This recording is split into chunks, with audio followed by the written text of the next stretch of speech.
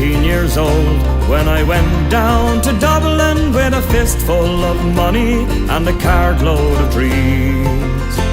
Take your time, said me father, stop rushing like hell, and remember all is not what it seems to be. For there's fellas what cut you for the coat on your back, or the watch that you got from your mother. So take care, me young bucko, and mind yourself well. Will you give this sweet note to me brother? At the time Uncle Benji was a policeman in Brooklyn. Me father, the youngest, he looked after the farm. When a phone call from America said send a lad over, me old fella said sure it wouldn't do any harm. For I've spent my life working this dirty old ground for a few pints of porter and the smell of the pound. Sure maybe there's something you'll learn or you'll see, and you can bring it back home, make it easy on me. So I landed at Kennedy when a big yellow taxi carried me and me bags through the streets and the rain.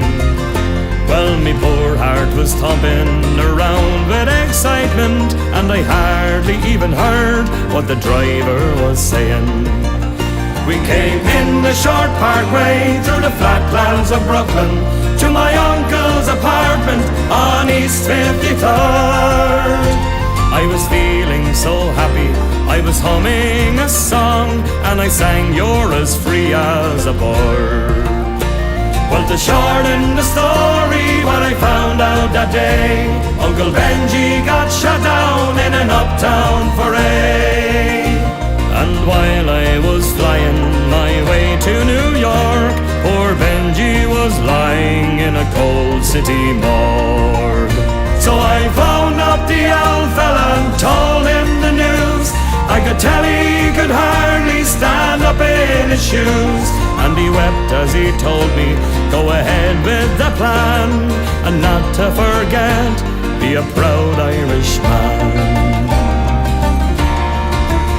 So I went up to Nelly's beside Fordham Road, started to learn about lifting the load. But the heaviest thing that I carried that year was the bittersweet thoughts of my hometown so dear. I went home that December, cause me old fella died, and to borrow the money from Phil on the side. And sure all the bright flowers and brass couldn't hide the poor wasted face of my father. I sold up the old farmyard for what it was worth, and into my bag stuck a handful of earth.